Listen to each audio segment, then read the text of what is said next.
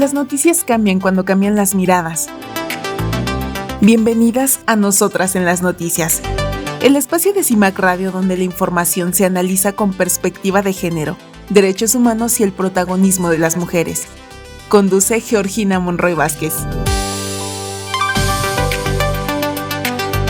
Hola, muy buen día. Gracias a todas las personas que están escuchando Nosotras en la Noticia, un espacio que busca informar los temas más importantes en materia nacional e internacional respecto a la agenda de las niñas, adolescentes y mujeres de todas las edades.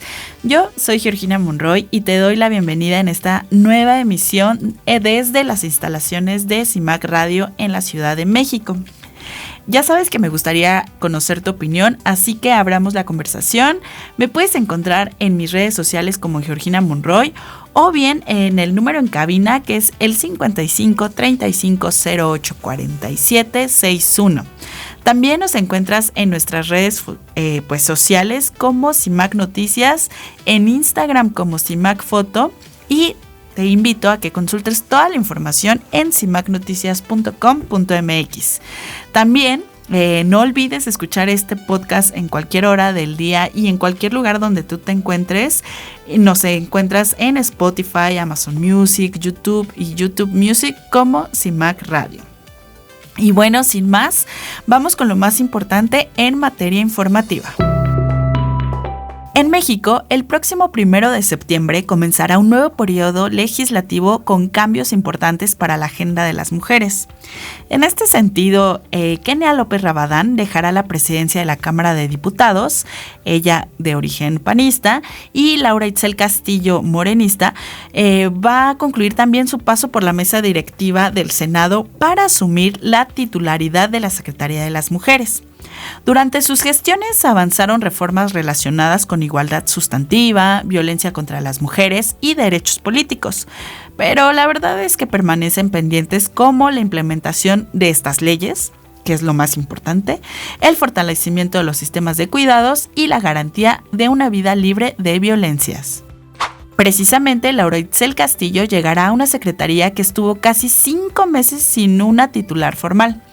La dependencia, que es la Secretaría de las Mujeres, cuenta ya con una estructura territorial que incluye 1,000 centros libres, una red nacional de abogadas y programas de atención para las mujeres. Entre sus principales desafíos estarán combatir las violencias, avanzar en el sistema nacional y progresivo de cuidados y dar seguimiento a la propuesta de la Ley General en materia de feminicidio. Vayamos a otros temas. En materia electoral, la salida anticipada de Mónica Soto del Tribunal Electoral del Poder Judicial de la Federación modifica la integración de la Sala Superior justo antes del proceso electoral de 2027. El tribunal podrá continuar funcionando con 5 magistraturas, pero la vacante no podrá ser cubierta de inmediato y previsiblemente va a permanecer hasta la elección judicial de 2028. Recordemos que debido a la reforma judicial se cambiaron los tiempos. Cabe destacar que Claudia Valle Agualizocho quedará como la única mujer entre las 5 magistraturas que permanecen en la Sala Superior. Este es un dato relevante para un órgano que resuelve controversias relacionadas con los derechos político-electorales de las mujeres. Y aunque la presidenta Claudia Sheinbaum no descartó ofrecer un cargo a Mónica Soto después de su salida del tribunal, ella negó que la renuncia represente un riesgo para las elecciones de 2027. En Puebla, a 2 semanas del asesinato de Dominga Pérez Comisario, de 83 años, continúa la exigencia de justicia. La mujer fue asesinada cuando regresaba a casa después de trabajar vendiendo semitas en Amozoc. Hasta ahora, no hay personas detenidas y tampoco existe una confirmación pública de que el caso sea investigado como feminicidio. La falta de respuestas mantiene la exigencia de esclarecer el crimen y considerar las condiciones de género y edad que rodearon su muerte. Mientras tanto, las cifras oficiales sobre feminicidio abren nuevas preguntas. Durante el primer semestre de 2026 se registraron 315 víctimas de feminicidio, lo que quiere decir que es una disminución de 10.7%. Sin embargo, y presten atención a este dato, también fueron contabilizadas 772 mujeres víctimas de homicidio doloso y 1,494 de homicidio culposo. Organizaciones feministas han advertido además que la nueva propuesta de ley general de feminicidio podrá facilitar algunas reclasificaciones y cuestionaron que la iniciativa no contemple recursos adicionales suficientes para hacerla efectiva. En otro frente, fue aprobado el protocolo homologado especializado para investigar delitos contra personas defensoras de derechos humanos. El instrumento incorpora análisis de contexto, identificación de patrones de violencia y enfoques diferenciados de género e interseccionales. Organizaciones civiles reconocen el avance, pero también advierten que su efectividad dependerá de que exista la capacitación, recursos y ampliación en las 32 entidades del país. Y la Comisión de Derechos Humanos de la Ciudad de México llamó a garantizar el derecho de las mujeres a protestar sin violencia ni estigmatización. Su informe sobre movilizaciones documentó que 2025 fue el año con más quejas relacionadas con protestas dentro del periodo 2020-2025 y señaló como principales problemáticas el uso excesivo e indebido de la fuerza, las agresiones físicas, la intimidación y las restricciones a la libertad de expresión. Vayamos a temas internacionales. En la agenda, en Estados Unidos, Planned Parenthood anunció una inversión récord de $47 millones para las elecciones intermedias de noviembre, con el objetivo de respaldar candidaturas que defiendan el acceso al aborto y a los derechos de salud, y pues esto también incluye los derechos reproductivos. La organización busca responder también a los recortes federales que, de acuerdo con la información reportada, ya provocaron el cierre de al menos 30 clínicas. También en Estados Unidos, 590 mujeres van a competir por un escaño en la Cámara de Representantes. Esta es la cifra más alta registrada hasta ahora. El crecimiento está encabezado por las candidaturas demócratas, aunque cabe destacar que el aumento de mujeres en las boletas todavía no garantiza que esa participación se traduzca en una representación más cercana a la paridad. Y la decisión de Caroline Leavitt de dejar la Secretaría de Prensa de la Casa Blanca para dedicar más tiempo a sus hijos reabrió el debate sobre maternidad y poder. La funcionaria, quien fue la persona más joven en ocupar ese cargo, reconoció que no podía conciliar las exigencias de su puesto con la maternidad, esto que pues la deseaba ejercer. Su salida vuelve a poner sobre la mesa una pregunta que sigue atravesando la participación de las mujeres en la política. ¿Por qué la maternidad continúa representando un dilema profesional para ellas? En América Latina, la CEPAL llamó a colocar los derechos sexuales y reproductivos de las mujeres en el centro de las políticas demográficas. Esto frente al descenso de la fecundidad y el envejecimiento de la población. El organismo planteó que los estados deben garantizar que las mujeres puedan decidir libremente si quieren tener hijas o hijos, cuántos y cuándo, sin convertir sus cuerpos en instrumentos de política poblacional. Y en Colombia, el terremoto que afectó al occidente del país dejó más de 186,000 personas afectadas. Naciones Unidas advirtió que la emergencia también incrementa riesgos de trata y violencia de género. Esto, pues particularmente para mujeres, niñas y adolescentes que enfrentan desplazamiento, pérdida de vivienda y separación familiar. Finalmente, en los deportes, las futbolistas del Cruz Azul femenil volvieron a ser blanco de comentarios misóginos y sexualizantes después de su derrota. El caso provocó condenas institucionales, pero también recordó que la violencia contra las futbolistas mexicanas no comenzó con las redes sociales. Desde hace décadas enfrentan discriminación, estereotipos y obstáculos para el reconocimiento profesional. Hoy, el desafío no es solamente condenar los ataques, sino garantizar protocolos, protección y consecuencias frente a la violencia de género en el deporte. Este 1 de septiembre coincidirán 3 momentos que nos obligan a mirar con atención la agenda de las mujeres en México. Por un lado, termina un periodo legislativo en el que 2 mujeres estuvieron al frente de las mesas directivas del Congreso de la Unión. Kenia López Rabadán en la Cámara de Diputados y Laura Itzel Castillo en el Senado. Y aquí vale la pena hacer una pausa, porque cuando hablamos de mujeres ocupando espacios de poder, no debería bastarnos con celebrar que estén ahí. La pregunta también tendría que ser, ¿qué hicieron desde esos espacios para transformar la vida de las mujeres? Durante sus presidencias estuvieron sobre la mesa reformas y discusiones relacionadas con igualdad sustantiva, violencia contra las mujeres, derecho político-electorales y feminicidio. Kenia López Rabadán incluso colocó como una de sus banderas la necesidad de contar con leyes eficaces, presupuesto y datos confiables para enfrentar las violencias contra las mujeres. Laura Etzel Castillo, por su parte, acompañó reformas relacionadas con la violencia sexual y sostuvo desde el Senado la necesidad de cerrar las brechas de género. Son avances importantes, pero legislar no termina cuando se aprueba una reforma. Una ley puede ser histórica y al mismo tiempo resultar insuficiente si no tiene presupuesto, instituciones capaces de aplicarla, fiscalías que investiguen y autoridades que garanticen que esos derechos se cumplan. Y justamente ahí está uno de los grandes pendientes. Porque mientras el Congreso habla de nuevas leyes, en México seguimos preguntándonos, ¿cómo se investigan las muertes violentas de mujeres? ¿Por qué algunos casos terminan clasificados como homicidios y no como feminicidio? ¿Y qué ocurre con las familias que llevan años buscando justicia? El feminicidio de una mujer no puede convertirse en una cifra que baja o sube en una gráfica. Detrás de cada registro hay una vida, una familia y un Estado que tenía la obligación de proteger. Por eso también resulta relevante que Laura Etzel Castillo deje la presidencia del Senado, pues para asumir a partir de septiembre la Secretaría de las Mujeres. Llega una dependencia nueva, con una estructura que durante este gobierno ha crecido territorialmente y que reporta más de 1 millón de servicios de atención a mujeres.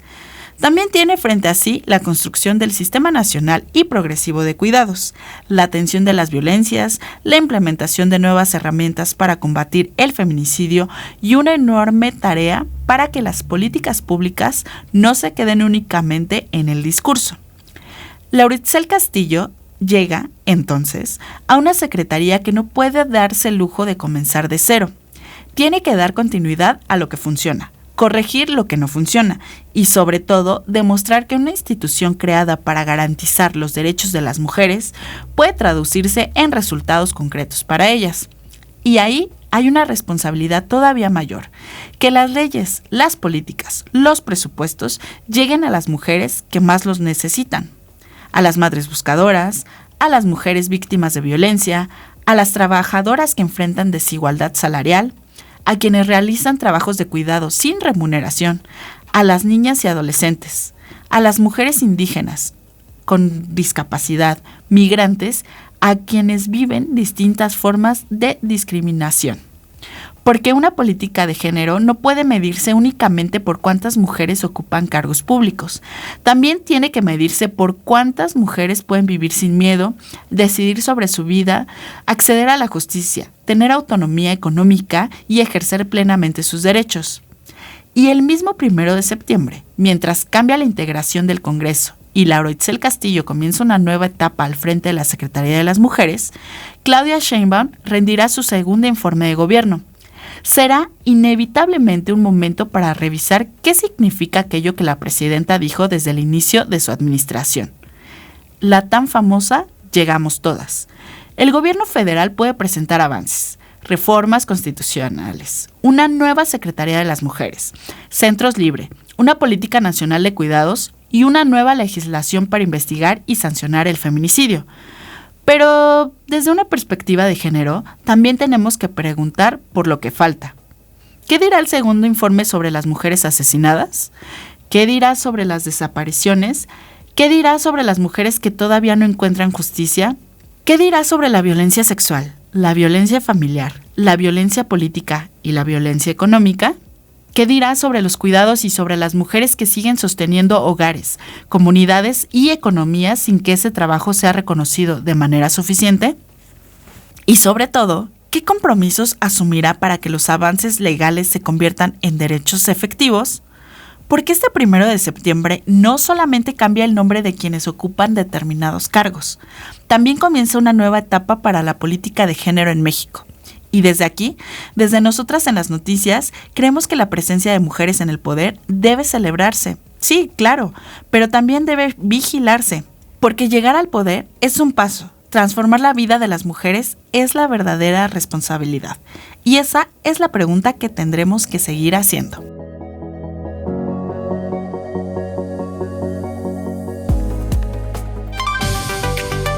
Seguimos analizando la información que importa desde la mirada de las mujeres. Hacemos una breve pausa, ya regresamos a Nosotras en la Noticia por CIMAC Radio.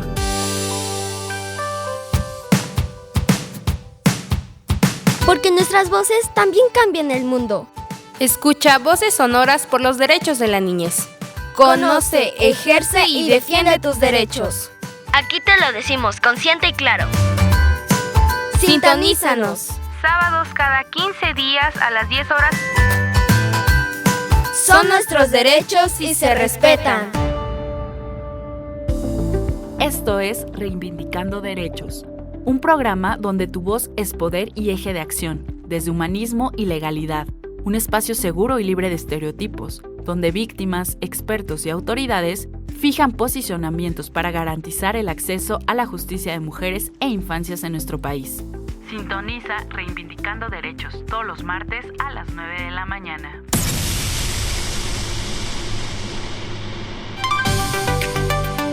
Estás de regreso en Nosotras en la Noticia. Porque comprender la actualidad también implica mirar las desigualdades, las resistencias y los avances en las mujeres. Continuamos con Georgina Monroy Vázquez.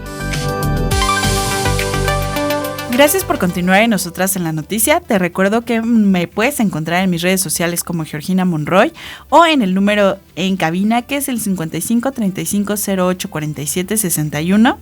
También nos encuentras en cualquier plataforma de audio, ya sea Spotify, Amazon Music, YouTube y YouTube Music como CIMAC Radio. Y bueno, pues esta semana han pasado muchísimas cosas en materia, sobre todo política, en el país. Y bueno, lo que vivimos en Sinaloa, sobre todo el fin de semana para hoy martes, ha sido de verdad increíble. Es como una película que de verdad ni la ciencia ficción puede recrearla. Con esto de que regresó el gobernador de Sinaloa, Rubén Rocha Moya, a todos sorprendió, y casualmente la presidenta Claudia Sheinbaum ese día se dijo enferma y no fue a la conferencia mañanera, pero después en la mañana, más tarde, salió en una videoconferencia con Zoe Robledo, titular del IMSS, y pues se veía con un cubrebocas nada más, o sea, no tenía absolutamente nada más. Y pues así comenzó como esta novela, ¿no? Al día siguiente, como ustedes ya saben, el gobernador pues dijo que siempre no, que siempre mejor dejaba el cargo, y empezó pues todo pues marcaje en redes sociales, en medios de comunicación, pues a decir, ¿y ahora qué va a pasar con el Estado? ¿Qué va a pasar con Rubén Rocha Moya? Y sobre todo porque pues no había un titular al frente, ¿no? Y en ese sentido, este martes nos despertamos, bueno, desde ayer lunes estaba diciendo que iba a haber como una sesión extraordinaria en el Congreso de Sinaloa para dar pues una gobernadora o gobernador interino, pero pues a la mera hora se aplazó, y hoy martes nos despertamos como con los trascendidos de que sí iba ya no a pasar de hoy, y que posiblemente iba a ser Graciela Domínguez Nava quien iba a asumir la titularidad del Estado. Mientras se sigue un poco el proceso de Rubén Rocha Moya, pues siendo investigado por la Fiscalía General de la República y por los señalamientos que presuntamente existen por parte de Estados Unidos, que tienen pues estos nexos con grupos criminales. Pero en este sentido, justo hoy Graciela Domínguez Nava asumió como gobernadora interina, justo como se lo estaba comentando, luego de que el Congreso Estatal aprobara su designación, pues con este rollo de la licencia de Rubén Rocha Moya. Yo no sé si eso sea tan legal, que estar pidiendo licencia y después yéndote, no sé cómo sean los términos jurídicos, pero me parece que sí se debe de voltear a ver cómo son estos procesos, porque te habla de una inestabilidad en el estado muy preocupante, y en un estado como lo es Sinaloa. Con ello, Domínguez se convierte en la segunda mujer que ocupa de manera interina la gobernatura de Sinaloa en lo que va de 2026. Este es un dato a destacar, porque la nueva gobernadora va a permanecer al frente del Ejecutivo Estatal durante el resto de la administración. que básicamente es hasta 2027. La presidenta Claudia Sheinbaum pues se pronunció también este martes en la mañana. La verdad es que no la soltaron los compañeras periodistas, pues preguntándole por todo este caso de Rubén Rocha Moya, pero ella respaldó la designación pues de la nueva gobernadora y destacó su trayectoria política y social. Sheinbaum dijo esperar que su gobierno contribuya a recuperar la paz, la seguridad y el bienestar en el estado. La llegada de Graciela Domínguez ocurre además en medio, pues como se los estoy contando, ¿no?, de una crisis política que comenzó con la primera licencia de Rocha Moya. Cabe destacar que este político estuvo 112 días ausente y pues apenas unas 34 horas después pues se marchó, literalmente. Ahora, otra vez, es una mujer quien vuelve a ocupar el Ejecutivo Estatal, aunque sea de manera interina, en un contexto marcado por la violencia y la incertidumbre política. La verdad es que siento que va a dar muchísimo que hablar todavía este caso de Sinaloa y veremos cómo se sigue desarrollando. En otro tema, las mujeres migrantes que regresan a México durante la vejez enfrentan mayores problemas de salud y necesidades de cuidado. Especialistas de la UNAM advierten que las trayectorias laborales de las mujeres que migran a Estados Unidos tienen consecuencias que llegan hasta la vejez. En 2021, cerca de 260,000 mujeres de 65 años o más que habían migrado a Estados Unidos formaban parte de la población adulta mayor en México. El 43.9% de las personas adultas mayores migrantes presentaban al menos 2 enfermedades crónicas, frente al 40.3% entre quienes pues no habían migrado.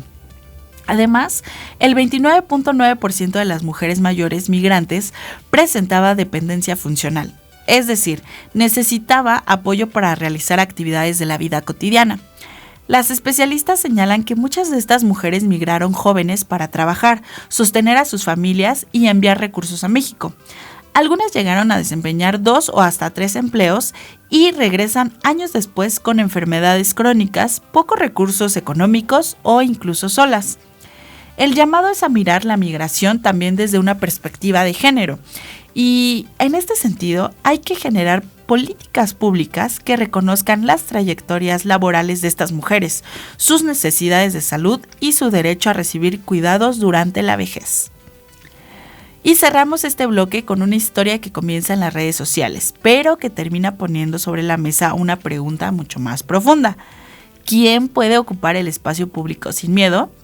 ¿Vieron esta onda de farmear el aura? O sea, en redes sociales. La verdad es que yo ya no soy de esa generación.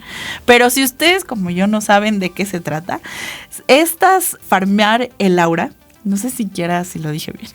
Esta es una tendencia juvenil que pasó de internet a plazas y parques donde adolescentes y jóvenes se reúnen para competir mediante poses, gestos, movimientos o pequeñas coreografías.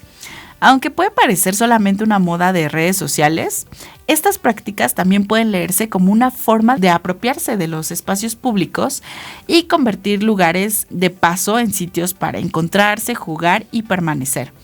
Pero la calle no se vive de la misma manera para todas las personas.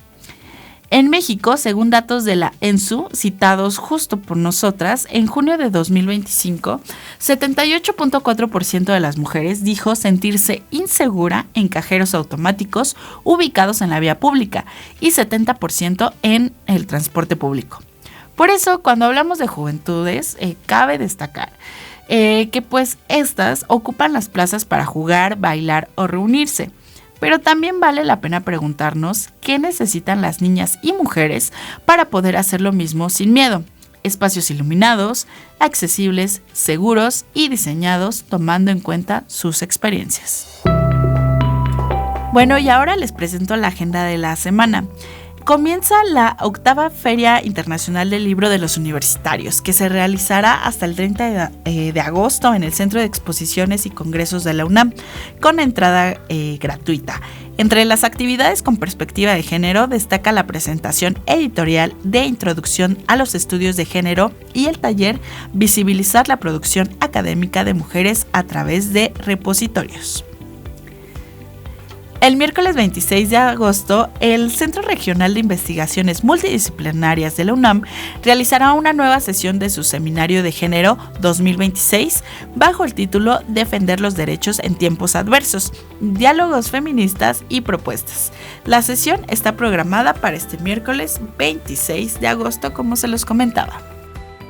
También en este día comienza la Muestra Internacional de Mujeres en el Cine y la Televisión, que va a durar hasta el 30 de agosto y va a presentar 41 cortometrajes, mediometrajes y largometrajes realizados por mujeres de distintas partes del mundo.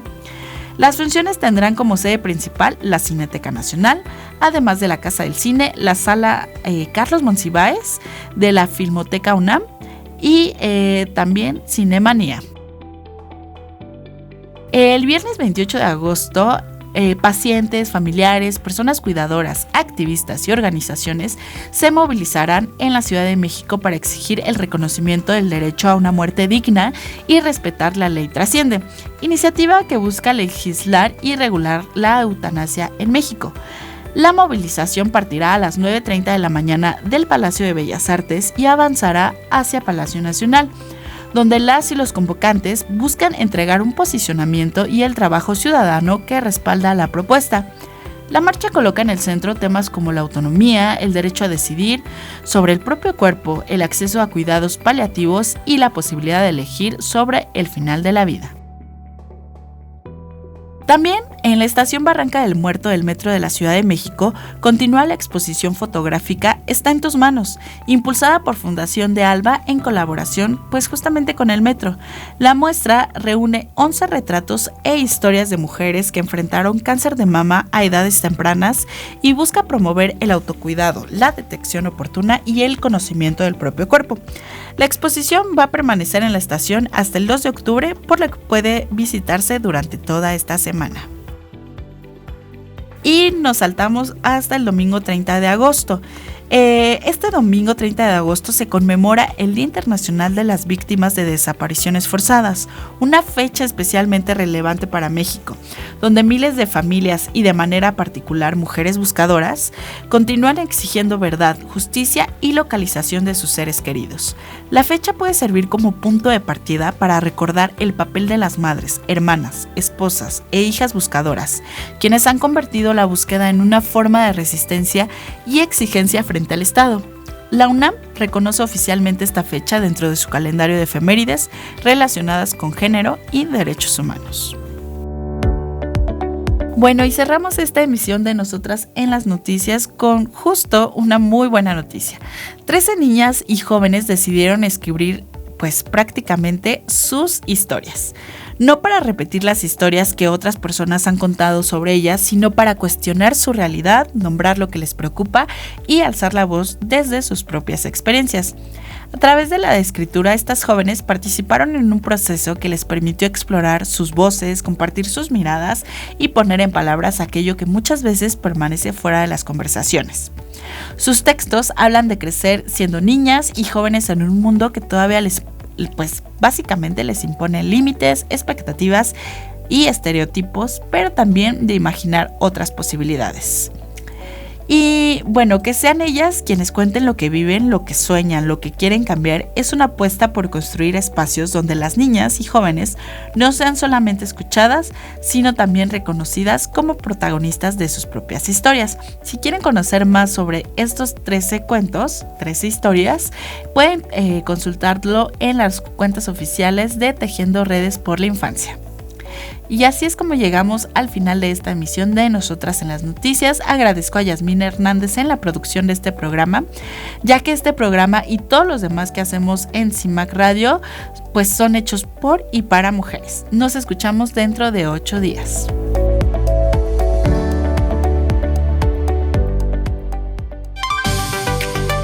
Esto fue Nosotras en la Noticia. Gracias por acompañarnos en este recorrido por la actualidad con perspectiva de género.